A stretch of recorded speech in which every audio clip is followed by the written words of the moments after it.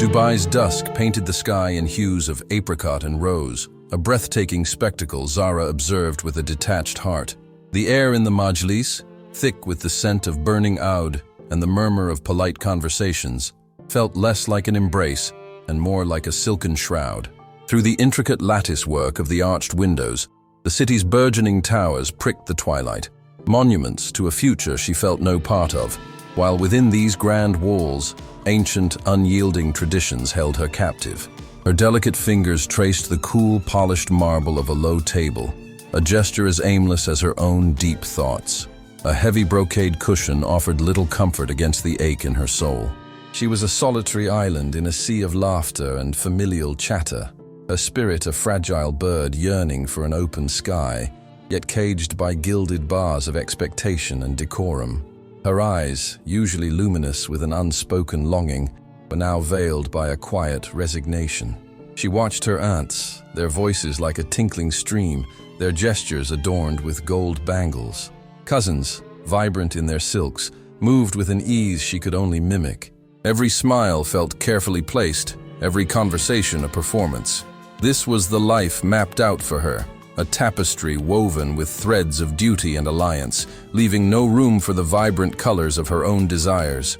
A sigh, barely audible, escaped her lips, lost beneath the rustle of expensive fabrics and the clink of porcelain cups.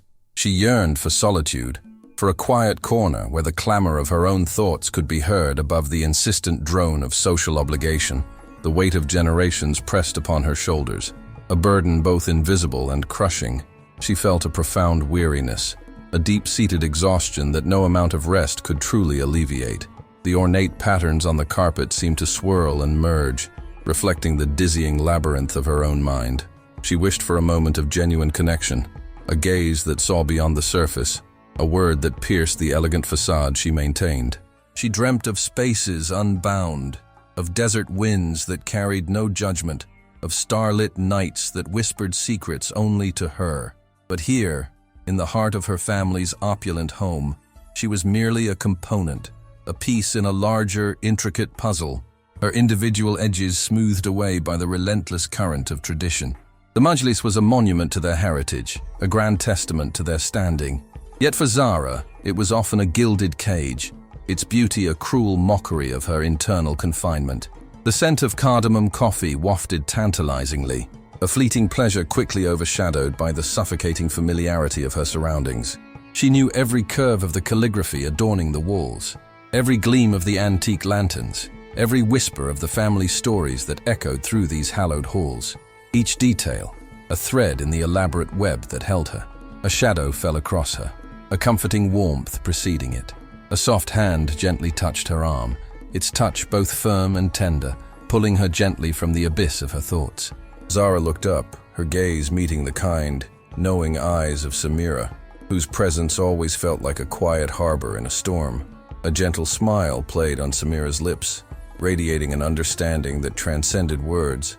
"Why are you sitting so by yourself in this grand room, my dear?" Samira's voice, a soothing melody, inquired softly, her expression brimming with genuine concern. Zara's gaze flickered, a tremor betraying the composure she maintained. The warmth of Samira's hand lingered, an anchor in the currents of her disquiet. She wanted to voice the weight of her spirit, the invisible chains that bound her in this gilded freedom, but words caught in her throat, entangled with a lifetime of unspoken desires and expectations. Instead, a faint smile, a practiced artifice, touched her lips. "Just observing, dear Samira," she murmured, her voice a low rustle amid the lively chatter. "The beauty of our family, the strength of our traditions. There is much to contemplate in their enduring grace." The lie felt brittle under Samira's perceptive gaze, which seemed to penetrate Zara's guarded heart. Samira, with understanding beyond words, saw through the veneer. Her eyes held a gentle sorrow, mirroring Zara's melancholy. She settled beside her, the soft rustle of her abaya a soothing counterpoint. "Contemplation can be a burden," Samira replied, voice shaped by years of quiet watching, especially when the heart yearns for paths untrodden, for skies unseen, for a horizon beyond the familiar. Her words were a balm, acknowledging Zara's restless spirit. Zara's facade wavered, a tear threatened, a shimmering testament to the ache within. Samira's remark echoed Zara's private dreams, stowed beneath polite compliance and silent obedience. How could she explain the suffocating grandeur, the relentless expectation that shaped her like an unyielding sculptor, carving her into a predefined role with no room for interpretation? Admired for beauty and lineage, she was denied the agency of her own becoming, a living ornament in a display of tradition. The air, once scented with burning oud, now felt dense with unspoken truths, each pressing down with weight. She traced a pattern on the cool marble of the low table, her finger moving with an unconscious rhythm that matched the slow pulse of her confined life, where every step was measured and every choice predetermined. Distant laughter and music from the other side of the majlis seemed to mock her silence, a vibrant symphony she was destined to witness, never join. She felt like a desert flower, delicate, blooming in an ornate vase, roots craving raw earth and open spaces instead of sterile perfection. Samira's presence offered a reprieve, a small oasis in the arid landscape of her solitude, a whispered promise of understanding. There was an unspoken covenant between them, a bond woven from empathy and shared experience. Samira had navigated similar currents in her youth. Sometimes, Zara began, voice barely a whisper in the safe space Samira had created. I feel like a story already written, a path laid out, with no room for my own chapters. Her confession hung fragile yet heavy with the weight of an unlived life. Samira's hand covered hers, a gesture of solidarity. But every story, my dear Zara, Samira replied, eyes fixed on hers, has the potential for new verses, for an unexpected turn that reshapes the narrative. The ink may seem dry, but life often holds a hidden spring of possibilities, if one dares to seek it. Zara looked at her, a flicker of hope stirring, a tiny flame in the darkness of resignation, both terrifying and exhilarating. The world outside the majlis, glimpsed through latticed windows, seemed to beckon with renewed intensity. She thought of the open desert beyond the city's glittering facade, a place of raw beauty and untamed freedom, so different from the controlled elegance around her. Could she, a cherished jewel of her family, forge her own path without shattering their delicate equilibrium? The thought was a dangerous whisper, a rebellious melody against duty, tempting her toward the unknown. Her heart, once a heavy stone, now pulsed with nascent defiance, a yearning for self-discovery, threatening to upset her life's order. The scent of dates and strong coffee, usually comforting, now emphasized the suffocating embrace of opulence. Samira's eyes, soft yet resolute, held a silent promise that Zara was not alone. The moment stretched, pregnant with unspoken questions and burgeoning dreams, as the city lights awakened beyond the windows, casting a deceptive glow over a world Zara was beginning to question. The night sky mirrored the possibilities and challenges ahead, a blank canvas for the bold brushstrokes of her own story. She drew a slow breath, the air tasting of oud and the faint exhilaration of an untold future, a future she dared to imagine, a freedom she dared to grasp, even as tradition's walls loomed around her.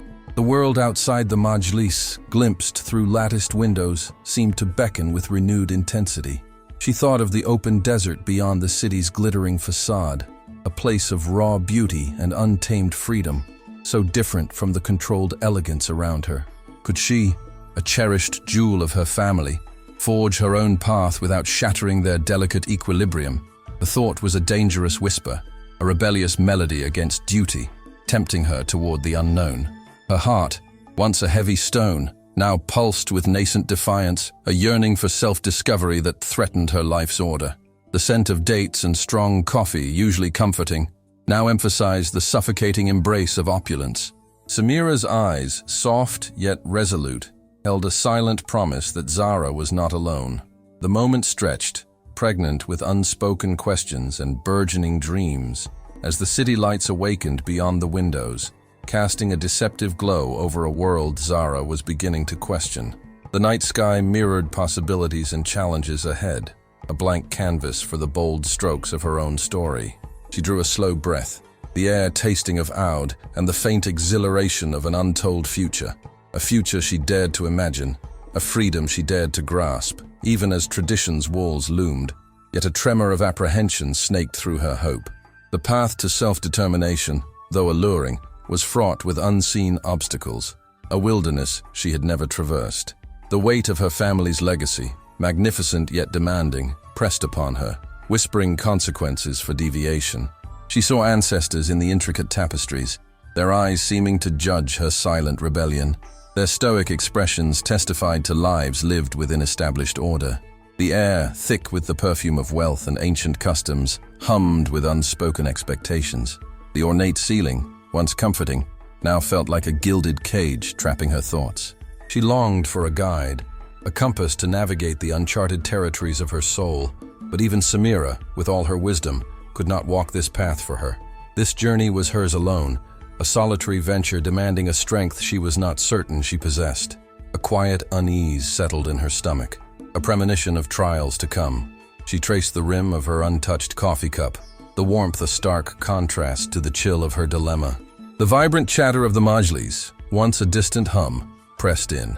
Each laugh and murmur tugged her back to the familiar, to the comfort of the known, even if it was confinement.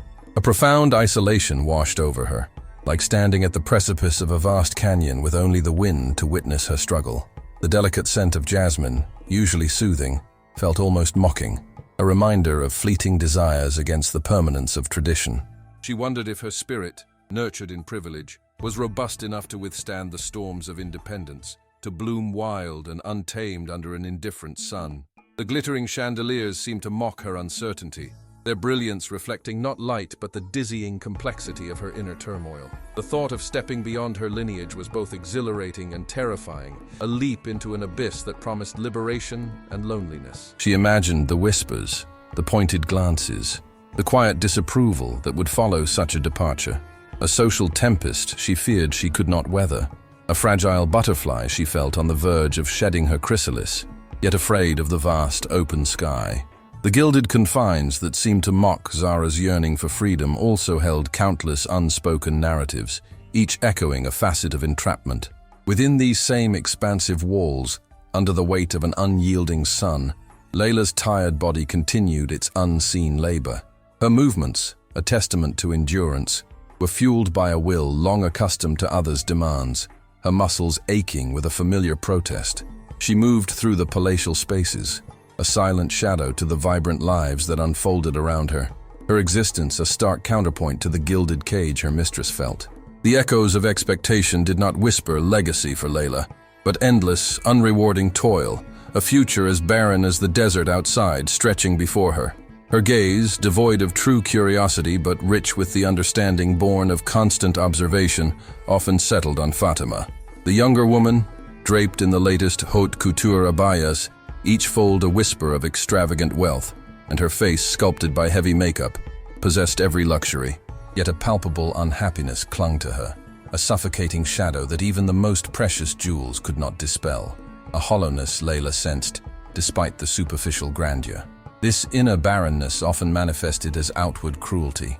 Fatima's dominion was absolute, extending to the most basic needs. The fridge, brimming with delicacies Layla herself prepared, was frequently locked, a petty yet profound act of denial. Meals were solitary affairs in private splendor, while Layla, the hands that crafted them, was left to contend with gnawing hunger, a constant companion, a quiet ache that resonated deep within her bones. One sweltering afternoon, the kind of heat that made the air thick and heavy, found Layla in the cavernous palace atrium. She methodically mopped the vast expanse of polished marble, each precise stroke a rhythmic testament to unending servitude. The harsh, unblinking overhead lighting exposed her stooped posture, the worn fabric of her uniform, and the sheen of perspiration on her brow. High above, glinting with 1,000 captured lights, hung a majestic crystal chandelier, a cascade of shimmering dreams utterly beyond her reach. Its exquisite beauty seemed to float in another realm, reflecting not her world of toil but an unattainable fantasy, a constant reminder of the chasm between her reality and the dreams so freely granted to others. The air around it hummed with a different life of effortless grace, while Layla remained anchored to the ground, every fiber aching. Distant laughter and light conversation drifted into the atrium, mere echoes of a world to which she had no access, heightening her isolation in the vast emptiness. Each swish of the mop, each drop of water, felt like another moment ticking by in a life not her own, devoted to polishing the surfaces of someone else's existence, while her spirit longed for a flicker of its own light, a spark of independence perpetually out of reach. The cool marble beneath her bare feet offered only fleeting solace from the stifling air. Her tired eyes, often cast down, occasionally flickered up toward the glittering chandelier, a silent, almost unconscious yearning, recognition of a beauty that only underscored her lack. The dazzling light did not warm her. It illuminated the cold truth of her position, a servant in a golden cage, forever looking up at a sky not hers to claim, a future not hers to forge. The weight of her circumstances, heavier than any mop, settled upon her, a constant, grinding pressure. The quiet hum of the city outside her window became the soundtrack to Layla's days as she settled into a new, solitary rhythm. Mornings were small domestic tasks that marked her autonomy, a sharp contrast to the stifling opulence she'd escaped. One afternoon, lost in the meditative swish of a wet mop across the tile, her thoughts drifted to the fragile future she was building. The scent of disinfectant hung in the air, clean and almost sterile, offering a small sense of control. Without a sound, a shadow fell across the sunlit floor. Startled, Layla looked up to find Khalid in the doorway, not an intruder but unexpected, disrupting the quiet sanctity of her routine. His gaze, usually intense and unreadable, softened as he watched her. For a long moment only the mop scraped the tiles, thick with unspoken observation. Then his low, hesitant murmur cut the silence. "You work hard," he said, simple words that unexpectedly carried weight. A shock rippled through her, freezing her mid-stroke. Her heart lurched, a foreign sensation in the desolate landscape of her emotions. It was a kindness she hadn't anticipated, an acknowledgement she hadn't heard in months, perhaps years. The novelty of it caught her off guard. She managed only a slight, almost imperceptible nod, eyes fixed on the glistening floor, unable to meet his. A blush crept up her neck. After another beat of stillness, Khalid turned and walked away, as quiet and unassuming as he'd arrived, leaving a silence that felt profoundly altered. That night, long after city lights pricked the dark, Layla lay awake, his words replaying like a soft, persistent melody. So few, yet they resonated with an intensity that belied their simplicity. She traced the pillow's contours, thoughts wandering to the barren expanse of her recent past. His quiet observation had planted something new, a delicate stir she dared not name. It was more than a remark. It was a connection, however fleeting, that had pierced her walls of resignation. A tiny, resilient sprout pushing through cracked earth, threatening the long-held certainty of abandonment. Fragile, tentative, but undeniably present, a splash of color on the monotone of her suffering. The image of Khalid lingered, his fleeting gaze, his low voice, an enigma woven from contradictions. He had orchestrated her escape and promised protection, yet remained distant and inscrutable. She turned his motives over in her mind.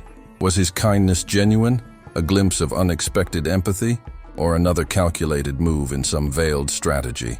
The question unwound in the quiet of her Doha apartment, leaving wonder and a nascent, unsettling curiosity about the man who held keys to her liberation. The small seed had taken root, unsettling the predictability of her interior barrenness and suggesting a landscape capable of growth. Outside, the city continued its gentle hum, mirroring the nascent rhythm stirring in her heart, a quiet, insistent thrum against the lingering echoes of her former life. Even in the quiet of her new life, a chill crept into Layla's thoughts, a ghost of a past that refused to be buried. The contrast between her hope in Doha and the suffocating grandeur of the marble palace atrium was a chasm she sometimes peered into, a dark abyss of memory.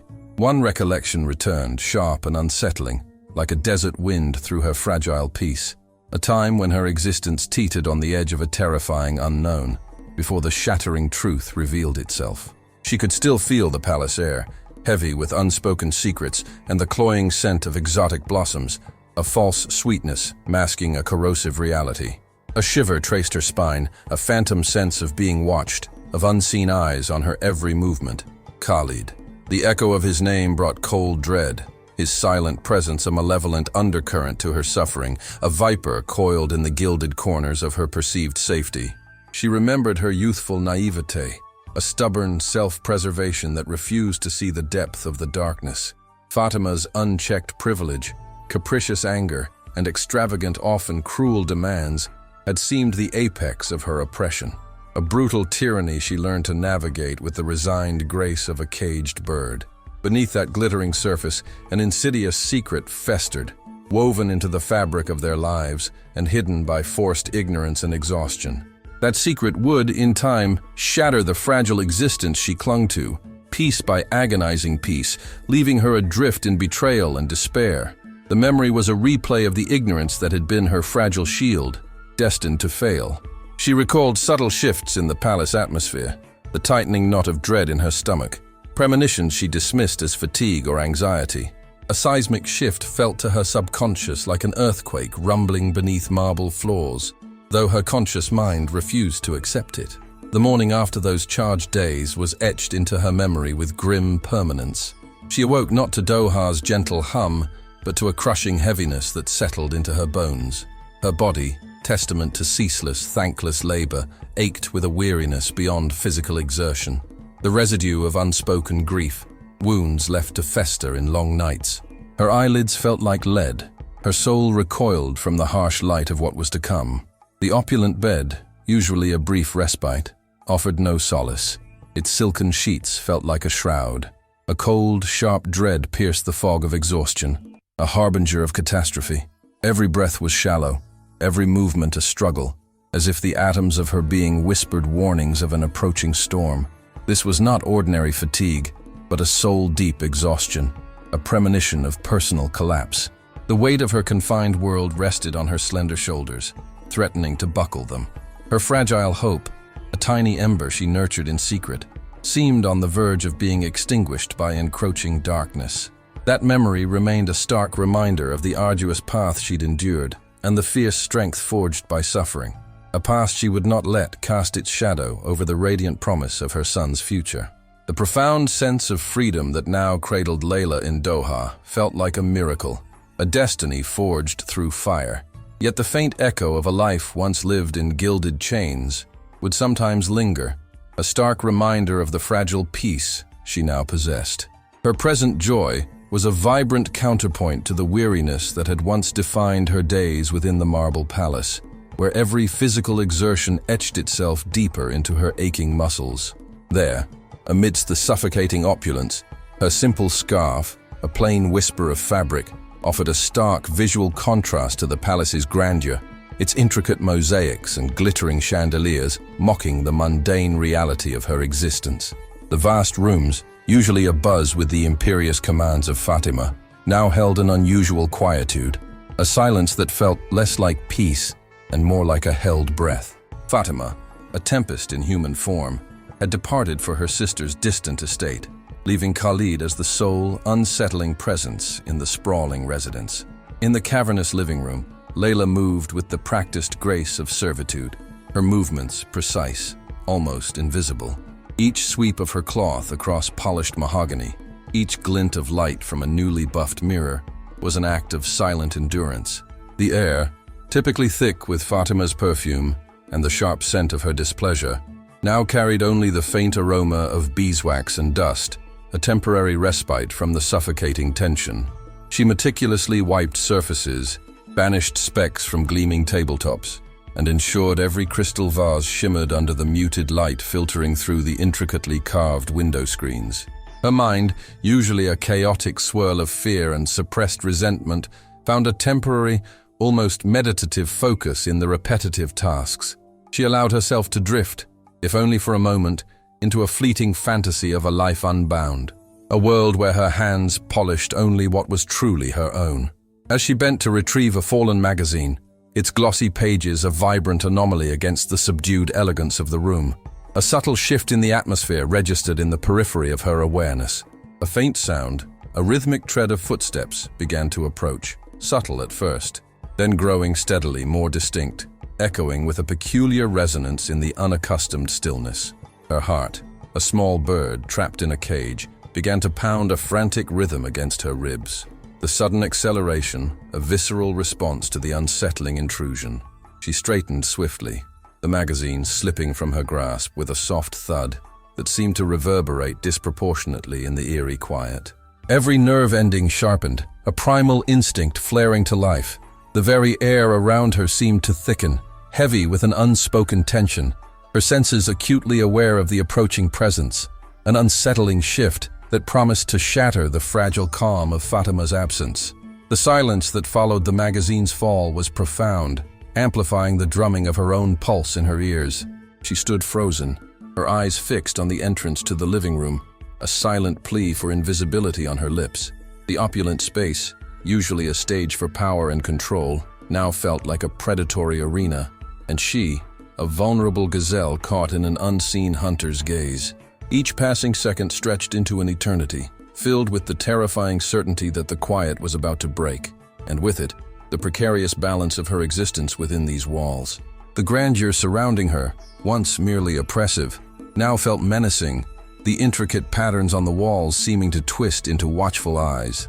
A cold dread, familiar and insidious, began to coil in the pit of her stomach, warning her of an imminent encounter she was utterly unprepared for.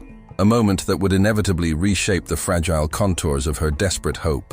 Yet this burgeoning sense of self, this fiercely guarded future, was abruptly broken by the chilling realization that her carefully built sanctuary might be a mirage. One afternoon, sunlight poured through her Doha apartment, painting familiar patterns across the floor when the tranquility fractured. The soft sound of the door opening stole her breath. Khalid stood there, framed by light, an unwelcome intrusion, a ghost from a past she had tried to outrun. His gaze held no anger or sorrow, only an unreadable intensity that sent a cold tremor down her spine, stripping away the hope she clutched so tightly. He stepped inside. The air shifted. A casual remark about her diligence, delivered with mildness, tasted like accusation. Layla's throat tightened. A small, forced smile, reflexive from years of submission, flickered as she offered a deferential, professional reply. Beneath the facade, her heart hammered, betraying the terror coiling in her stomach. Every instinct screamed to flee back into the anonymity she had briefly savored. As he drew nearer, each measured step invaded her space and filled the room with unspoken demands. She averted her eyes, unable to meet the depth of his stare, sensing a subtle but chilling possessiveness. The sanctuary she had built, the dreams she had nurtured, felt suddenly precarious. Her independence, once a palpable truth, withered under his scrutiny, shrinking her into the fearful woman she had fought to leave behind. The scent of his cologne clung to the air, suffocating her with the weight of his presence, a reminder that some chains were not easily broken. Doha's promise, moments before a beacon of possibility, turned into a gilded cage. She, once again, its captive. His arrival did more than interrupt her peace. It shattered it, leaving her adrift in renewed apprehension. The world outside, its hum and glittering lights, seemed to fade, leaving only Khalid's unsettling gaze and the question, how had he found her? What did he want? Her recently fortified resolve felt exposed to a threat she hadn't anticipated, waged not with words, but with the suffocating force of his unspoken command. The quiet courage she had nurtured dissolved into a raw, primal fear for the life within her, a life she had sworn to protect at all costs now compromised. Her hands went instinctively to her still flat abdomen, a fierce, protective gesture. The fragile bloom of joy and hope she had cultivated withered, replaced by a dread that crept into every fiber of her being. She was no longer the architect of her destiny, but a mouse in a trap, watched and analyzed. His unblinking stare suggested a power beyond physical bounds, a knowledge that had pierced her escape. The apartment's comfort dissolved into a cold reality. Her future, once a boundless horizon, narrowed to this single terrifying moment. Her destiny again held hostage by the man before her. That deep, quiet strength, born of unwavering devotion to the life within her, was her anchor against echoes of a past she fought to leave. Yet even in her Doha apartment, where the city's hum promised a new rhythm, some nights the shadows stretched and the air thinned, pulling her back. In one such moment, the chill of the palace kitchen enveloped her, a cold that cut through the Doha breeze. The scent of cardamom, once ordinary, became a suffocating shroud over the fresh freedom she had claimed. Polished stone and gleaming copper reflected not light, but the stark truth of her past. Khalid's voice, a low command, cut the quiet with an authority she had once obeyed. "Coffee, Layla. Now." The words, simple, carried the weight of subservience, stripping the layers of independence she had built. Her hands, despite her resolve, trembled. A humbling betrayal of fear still coiled in her gut. The porcelain cup rattled against the saucer. Each clink felt amplified in the sudden silence. Preparing the brew was automatic, muscle memory from a life of servitude, each precise movement a testament to what she wanted to sever. She worked quickly, focused only on finishing and escaping his unyielding gaze, a stare that seemed to pierce and expose every vulnerability. As she extended the cup, their fingers brushed, brief, almost imperceptible, and a jolt, electric and unsettling, ran through her. She snatched her hand back as if burned. The heat of the cup in his grasp felt like her continued entrapment. Khalid, silent and imposing, raised the cup to his lips with slow deliberation, while she retreated to the far corner of the kitchen, feigning preoccupation with an already spotless counter. His gaze burned into her even as she tried to appear absorbed. The opulent room hummed with a tension that suffocated the air and squeezed hope from her lungs. Shadows lengthened into grotesque shapes. Polished surfaces reflected her lingering terror, a distorting mirror of the soul. This vivid intrusion was a chilling reminder of the fragility of her freedom, a whisper of battles yet to be fought. The warmth of Doha's sun and the promise of Amir's future felt distant, overshadowed by memories of control and his watchful power. It was an unshakable phantom in her carefully built peace, a cruel lesson that some prisons, though left behind, still hold the heart, demanding vigilance even in dreams. She longed for anonymity, for the unburdened rhythms of her new life and the strength growing within her.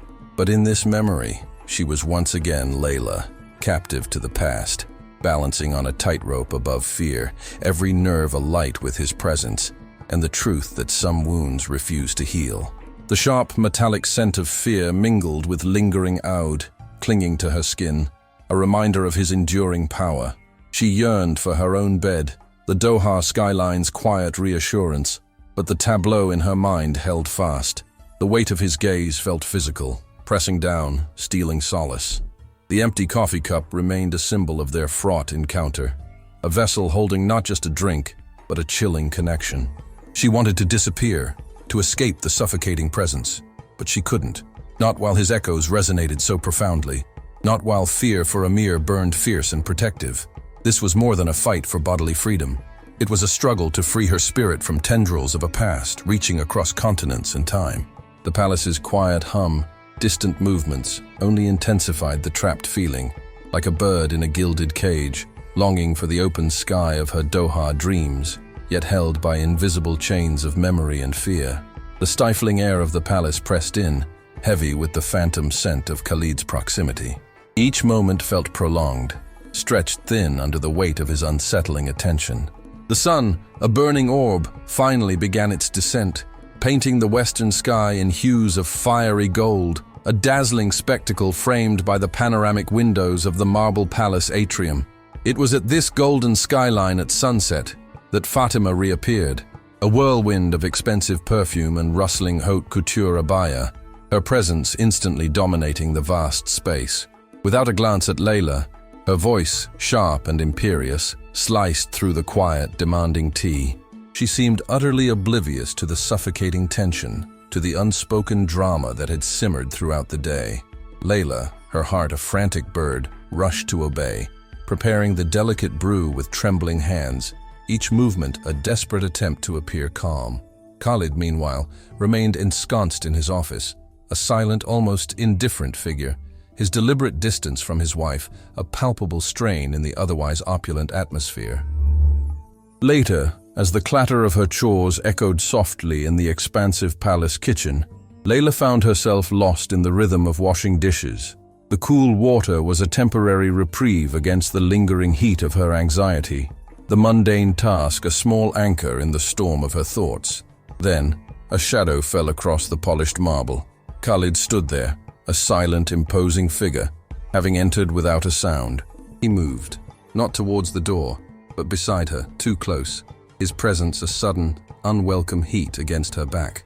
Layla froze, her breath catching in her throat as she felt the faint whisper of his breath on her neck, a chilling physical manifestation of the predatory control he exerted. It was the beginning, she knew with a sickening certainty, of a confrontation far more direct, far more terrifying than any silent gaze.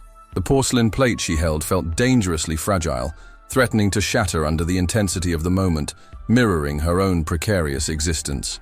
The sudden closeness of Khalid, his breath on her neck as she washed dishes, sent a shiver of pure dread through Layla. His whispered words, "You are beautiful," felt less like a compliment and more like a predatory declaration, a stark contrast to the venomous abuse she typically endured from Fatima. Layla froze, every muscle in her body tensing, her mind blank with terror, utterly unable to form a response. She felt the light, fleeting brush of his fingers against her hand and instinctively recoiled, yanking her hand away as if burned, her heart hammering against her ribs. The horrifying thought of Fatima discovering them, of the brutal consequences that would inevitably follow, propelled her into frantic motion. A hurried, breathless, "Good night, sir," escaped her lips as she fled the kitchen, leaving him in the oppressive silence.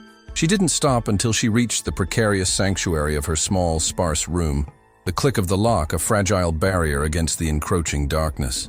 Slumping against the door, Layla's body began to shake uncontrollably, a visceral reaction to the terrifying encounter.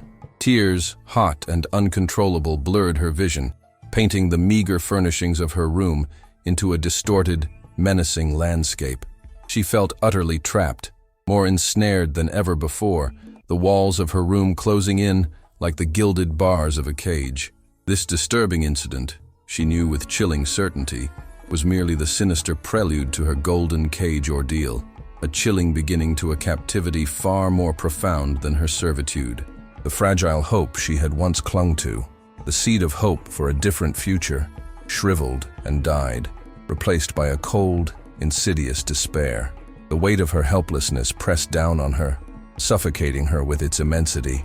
She was a bird caught in a luxurious trap, its beauty a cruel mockery of her stolen freedom. The silence of the night, once a solace, now amplified her racing thoughts, each beat of her heart a frantic echo of her terror. Her breath hitched in her throat, a choked sob that never fully escaped, lost in the overwhelming tide of her fear.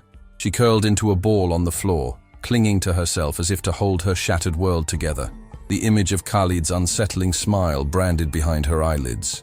The memory of Khalid's unsettling smile, etched into her mind, became the prelude to the days that followed, each sunrise adding a fresh layer of dread to Layla's life within the palace. Sleep offered no real reprieve, only troubled descent into a world where his gaze still found her, and his whispered words echoed in the dark. Waking brought no solace, only the stark reality of his looming presence. He became a silent hunter. His eyes, ember bright, tracked her every movement, a constant chill that tightened her chest. When Fatima's sharp voice and demands filled the halls, Khalid adopted a veneer of disinterest, a mask of nonchalance, yet a subtle shift in posture or a fleeting glint, when he thought no one watched, betrayed him. In Fatima's absence, his casual passes grew bolder, his covert smiles a sinister invitation, each one hammering at Layla's fragile peace and suffocating the last hope for escape.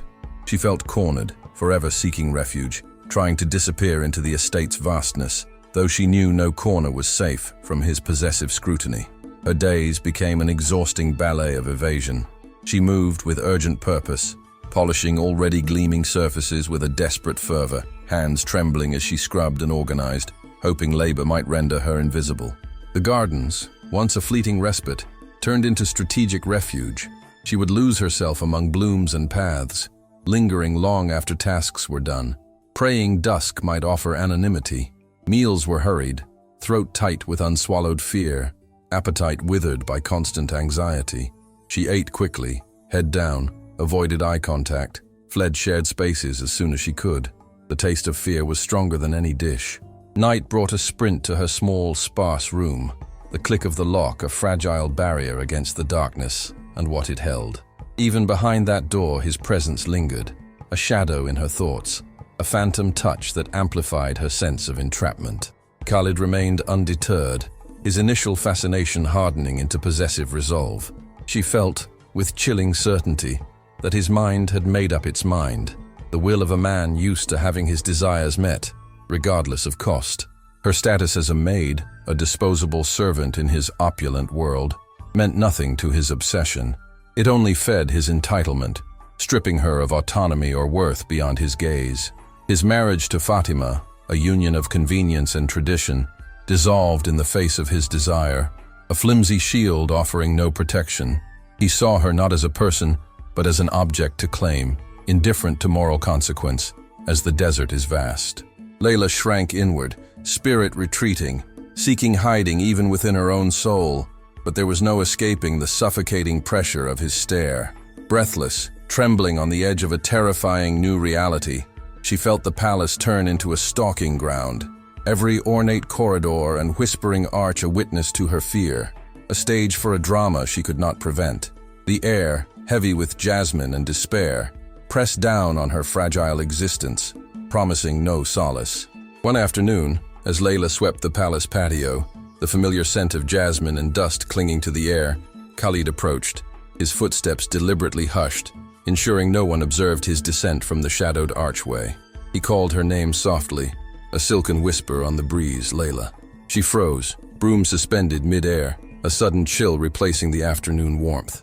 "Come here," he commanded, his voice barely audible, yet edged with an unmistakable authority that pulled at her like an invisible tether.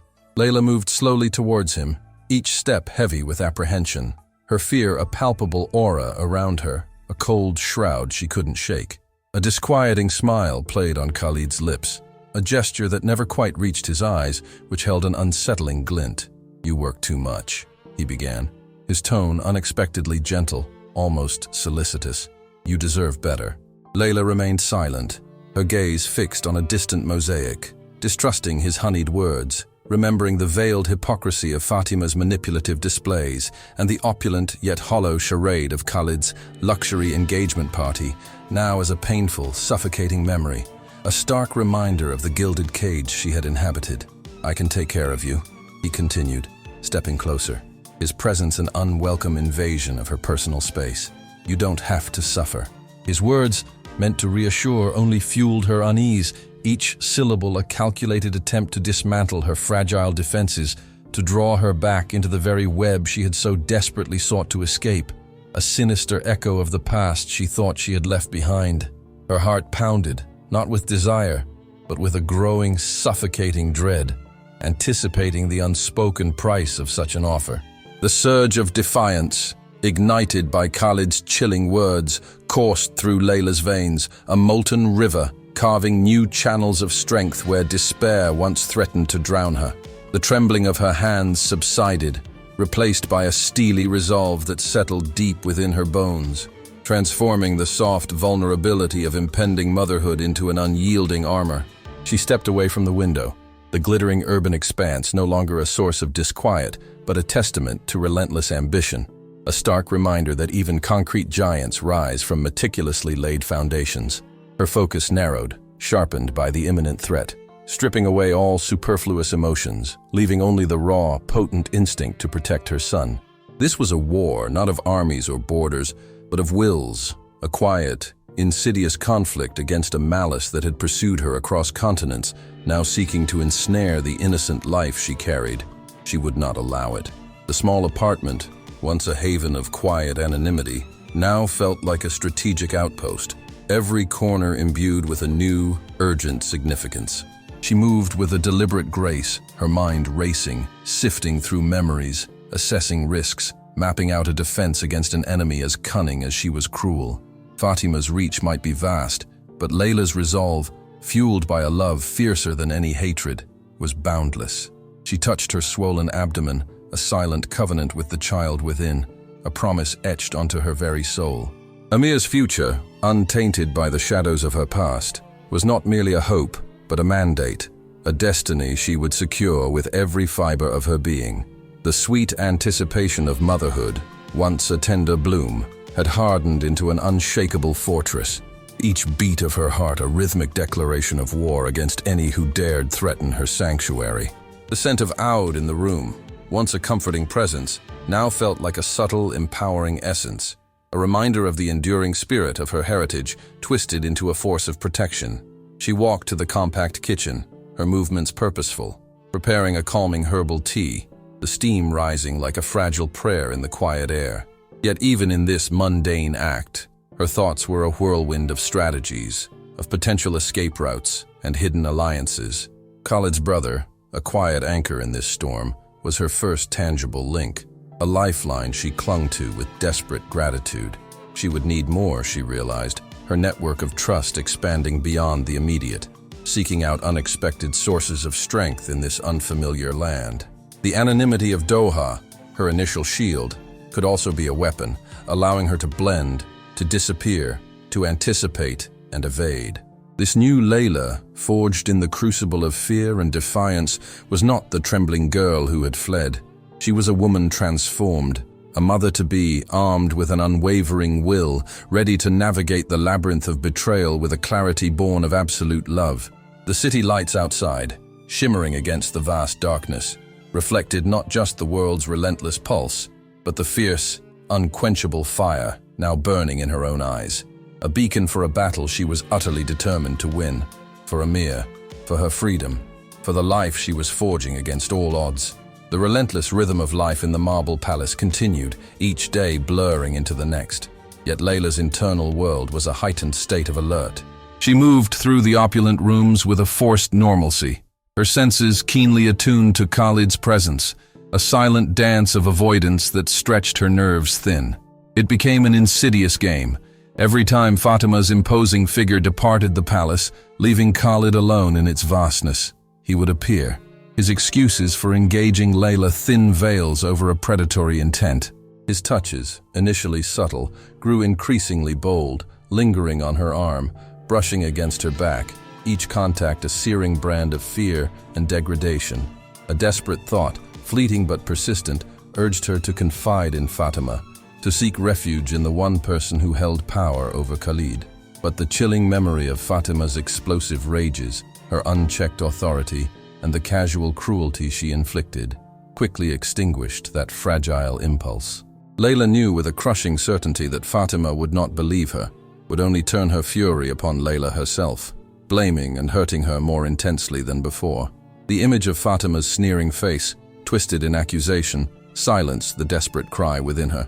Layla felt an utter, suffocating entrapment, the gilded cage of her existence tightening its bars, leaving her uncertain who to trust or what desperate, impossible measures she could take to escape Khalid's silent, tightening control.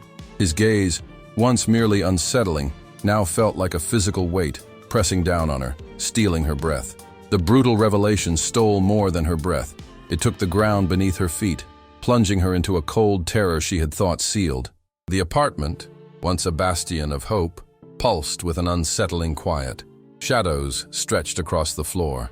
Her hands, which had cradled her growing belly, tightened into white-knuckled fists. Fatima's reach had been longer and more insidious than any ocean, twisting the shimmering fabric of Layla's new reality into a tattered shroud. The air, which had carried Aud and the promise of motherhood, now tasted like metal. Each shallow breath suffocated. The city outside, once testament to possibility, leered back, its glittering windows reflecting only the stark truth of her vulnerability. Her mind, usually a refuge, erupted into a cacophony of panicked questions. How? When? Who betrayed them? The anonymity she had cherished felt like a flimsy veil, torn by a single whispered name. She imagined Fatima's triumph, a predatory smile relishing the shattering of Layla's peace, orchestrating the fall with cold precision. The thought sent an icy wave through her, reminding her of the absolute power Fatima wielded, the power to crush lives without remorse. This was no mere setback. It was a direct assault on the core of her being and the innocent life she carried. Amir, her sweet, unsuspecting son, moved within her, his tiny shifts a gentle counterpoint to the storm in her soul. He became the force that galvanized her, turning raw terror into a molten resolve. No, she would not allow Fatima's malevolence to poison this new beginning. The vulnerability of pregnancy, once a quiet worry, sharpened into a fierce protective instinct. a silent, primal scream. She moved through the small apartment with heavy steps, eyes scanning corners as if hunting an invisible enemy. The carefully chosen baby clothes, the soft blankets, the miniature toys, each hopeful token now felt like a fragile offering on the altar of an uncertain future. They were vulnerable, like her son, like her renewed dream of freedom. But that vulnerability ignited a latent power, a burning in her belly that transformed her from victim to relentless defender. She would learn, adapt, anticipate. Every fiber of her became alert to the slightest shift in the ominous currents. She would be as cunning as her adversary, as unyielding as the desert, drawing strength from places she never knew existed. This was a war for her son's existence, for his right to a life untainted by her shadows. A war she would win, whatever the cost. The apartment's silence, once comforting, now hummed with unbearable tension. Each tick of the clock felt like a countdown to confrontation. She needed to think, to plan, to anticipate Fatima's next move and the depth of the intrusion into their secret. Khalid's whisper had been a brutal awakening, ripping away the illusion of safety. She had been foolish to believe distance could sever her past, but this new Layla, forged by threat, was ready to fight. Her heart, a drumbeat of resolve, pulsed with a single purpose: protect Amir, carve out their destiny. The Doha skyline, transformed into a quiet battlefield, no longer mocked but illuminated the arduous path ahead, a path she would walk with unwavering courage for her son, for the freedom she would fiercely claim and protect. That courage, a steel core within her, had not been forged only in Doha's new dawn, but tempered in shadows she had tried to bury. A cold memory pierced her calm, stripping present safety and dragging her back to the suffocating chambers of Fatima's house, where fear was constant, wrapping itself around every breath. She remembered the gnawing anxiety, the calculations to avoid Khalid, whose gaze stalked her, waiting. His presence was a dark cloud. It was an evening etched in acid memory, humid, heavy with unspoken tension. Fatima, struck by a dramatic headache, retreated to her chambers, leaving the house eerily quiet. Layla sought solace in the mundane, folding fresh laundry in the utility room. The soft fabric offered brief relief. A decisive click, the door closing, ripped that fragile shelter. Khalid filled the small space, eyes dark and unyielding. The air thickened as he advanced, slow and deliberate. His voice, low and dangerous, accused her of insolence, of thinking she could escape notice. Then the words that cleaved her soul: "If you don't come to me, I will tell Fatima you tried to seduce me." Layla gasped. The threat crashed over her like a tidal wave. Fatima's wrath, volatile and ruthless, was not mere dismissal. It could ruin Layla and taint her family back home. Her mind spun with impossible, devastating outcomes. Khalid watched, cruel satisfaction on his lips, his eyes bright with her terror. "I am her husband. You are just a maid," he said, cold and absolute, a brutal reminder of her powerlessness. Her legs buckled, strength drained away. The room swam, the neatly folded laundry blurring. She bowed her head and gave a silent, broken assent, wrung from the deepest despair. It felt like the only choice in a moment without options, a humiliating surrender. The night that followed was a blur of unspeakable horror, each second branding her memory. Later, in the solitude of her small room, her body, treacherous mirror, betrayed her mind's screams. It found a flicker of unwanted, horrifying pleasure under his touch, leaving her consumed by shame that tasted like ash, a self-loathing that festered and poisoned every thought. This memory became the dark wellspring of her present resolve. It was a vow etched into her soul. Her son Amir would never know such dehumanizing fate. His life would be a beacon of freedom carved from the ruins of her torment, protected by a mother who had stared into the abyss and emerged broken but fiercely unyielding, ready to fight for his untainted future with every fiber of her will. Yet even as the new life pulsed with a sacred rhythm of hope within her, a different, discordant beat sometimes asserted itself, a phantom throb of a past so deeply etched that even Doha's gleaming promise could not entirely obscure its shadow. The illusion of a manageable world, cradled by love, would momentarily fracture, revealing a stark, terrifying landscape of memory. In those unwelcome recollections, the encounters with Khalid intensified with a chilling regularity. transforming the sprawling palace into a suffocating labyrinth where no corner offered true refuge. He seemed to possess an almost predatory instinct, a relentless hunger, finding her in the veiled quiet of secluded alcoves, the hushed privacy of her own chambers, or the shadowed intimacy of forgotten courtyards.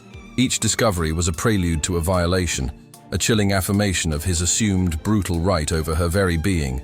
His touch was not a caress, but an assertion of ownership, a savage claim on her body that rendered her voiceless, despite the desperate pleas that sometimes managed to escape her trembling lips, despite the hot, silent tears that streamed down her face, staining the rich fabrics. Khalid, impervious to her agony, would dismiss her anguish with a cold, almost clinical detachment, his eyes devoid of empathy, alight instead with a perverse satisfaction. He twisted her physical responses, the involuntary flinches, the terrified quickening of her breath, the helpless trembling, into a grotesque confirmation of his perverse fantasy, asserting that her body's very reaction betrayed a secret desire, a willing complicity. Her mind screamed to deny with every fiber. This insidious gaslighting, this relentless denial of her reality, deepened Layla's self-hatred into an abyss of despair, a profound chasm of torment. Her own form became a mirror of truth that constantly betrayed her, its terrified, instinctual reactions confirming Khalid's cruel narrative, even as her consciousness recoiled in absolute revulsion. She was trapped within herself, her mind a prison of no, while her body felt like a puppet to his perverse will, each forced encounter carving deeper scars onto her soul, a burning shame that festered and spread like a virulent poison. Meanwhile, Fatima, the resplendent queen of her opulent domain, floated through her days, entirely consumed by a relentless pursuit of social validation, her elaborate schedule brimming with endless engagements, and her mind utterly oblivious to the dark secret festering under her very roof. The layers of lavish fabric she wore seemed to shield her from any glimmer of Layla's suffering, her world a vibrant, self-centered spectacle of endless parties and gossip. Fatima's abusive treatment, a constant barrage of disdainful glances, cutting remarks, and casual cruelty, continued unchecked, adding another insidious layer to Layla's torment, reducing her to a spectral presence. Layla became a ghost in her own life, moving through the gilded cages of the palace unseen, unheard, her spirit slowly suffocating under the crushing weight of ceaseless humiliation and fear. Stripped of agency, of dignity, of any semblance of self, she found herself whispering fragmented prayers to Insha'Allah, not for salvation or reprieve, but for the blessed oblivion of death, yearning for an end to the searing, inescapable shame that consumed her, longing for utter cessation, a final escape from the burning agony of her tormented existence.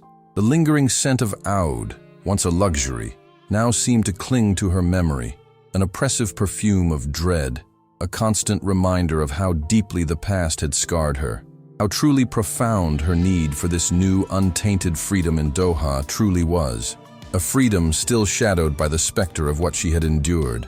Weeks passed, and Layla's prayers for an end remained unanswered, only a relentless succession of nights marked by betrayal and shame. Then a new sensation emerged, a creeping sickness, vomiting, dizziness, a heavy pressure within her. In the palace bathroom, her hands pressed against her flat stomach, and a wave of realization swept over her. Tears fell as she understood the truth. She was pregnant. She was carrying Khalid's child, conceived in a crucible of pain, with no one in this foreign land to turn to. Khalid found her in that moment. His initial shock at her confession soon gave way to overjoyed acceptance, his voice revealing the decade-long shadow of Fatima's infertility that had haunted their marriage. Yet even as this new life pulsed with a fragile hope, a discordant beat asserted itself, phantom throb of a past so deep that even Doha's promise could not erase it. The illusion of a manageable world would fracture, revealing a terrifying landscape of memory. In those recollections, the encounters with Khalid intensified, the palace a suffocating labyrinth where no corner offered refuge. He possessed a predatory instinct, finding her in secluded alcoves, the privacy of her chambers, or shadowed courtyards. Each discovery became a prelude to violation, a brutal assertion of ownership. His touch was not a caress, but a claim on her body that rendered her voiceless despite the desperate pleas and hot, silent tears that stained the rich fabrics. Khalid, impervious to her agony, dismissed her anguish with cold, clinical detachment, his eyes alight with perverse satisfaction. He twisted her involuntary flinches and terrified quickening into proof of a secret desire, insisting her body betrayed a willing complicity her mind denied. This gaslighting deepened Layla's self-hatred into an abyss. Her body became a mirror of truth that seemed to confirm his narrative, even as her consciousness recoiled. She was trapped, mind a prison of no, body a puppet to his will. Each forced encounter carved deeper scars, a burning shame that festered. Meanwhile, Fatima, resplendent and consumed by social validation, floated through days of endless engagements, oblivious to the dark secret under her roof.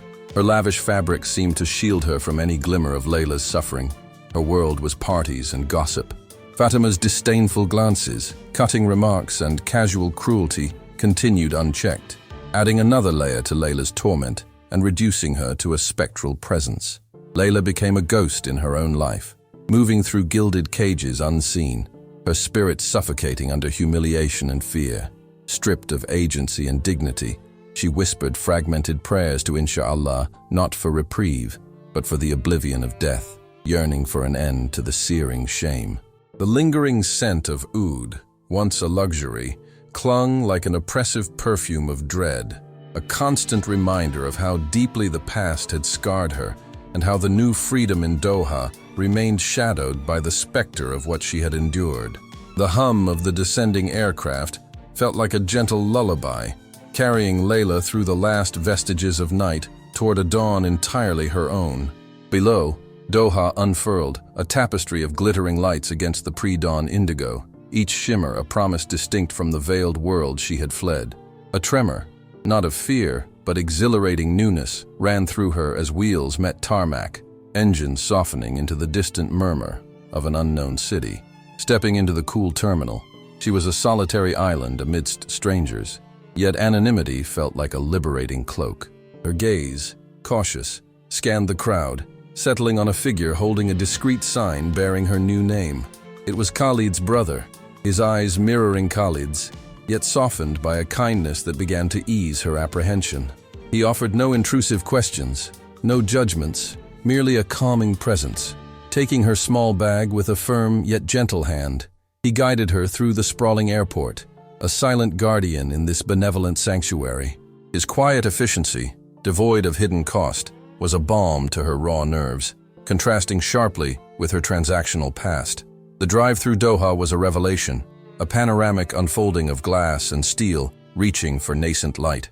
Skyscrapers pierced the emerging day, their polished facades reflecting a city sculpted from audacious ambition, an exhilarating departure from the oppressive grandeur she'd left. They arrived at a building of modest elegance, its clean lines a quiet rebellion against the marble opulence she had abandoned.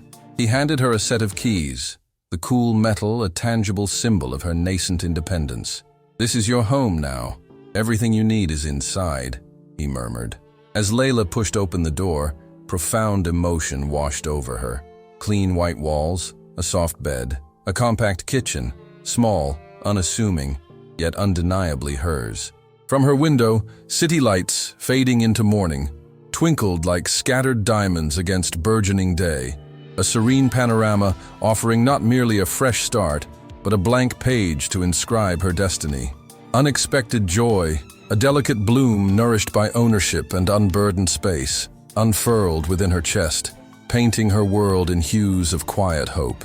The following morning, Khalid's brother, with quiet diligence, had arranged everything. At the clinic, a doctor with an empathetic smile greeted Layla, her warmth a gentle reassurance.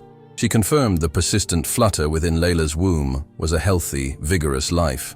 "Would you like to know the gender?" the doctor inquired. Layla's heart quickened. She nodded. "It's a boy," the doctor announced. The word resonated deep, anchoring her. Her hand flew instinctively to her abdomen, a fiercely protective gesture over the strengthening life. She texted Khalid, "It's a boy." His immediate reply, "Thank you, my flower. I am happy. Take care of our son," spread comforting warmth, easing her loneliness. Layla whispered to the life within, a vow thick with unyielding love. I will protect you. I will love you with everything I have. An unburdened, genuine smile touched her lips, a nascent bloom in the desert of her past. Motherhood, once terror, transformed into an indomitable shield, unyielding strength taking root. The Doha skyline, illuminated by morning sun, was a vibrant horizon of possibilities, a future she was ready to claim and fiercely protect, her heart beating for two, a sacred rhythm of hope, a love transcending prior pain.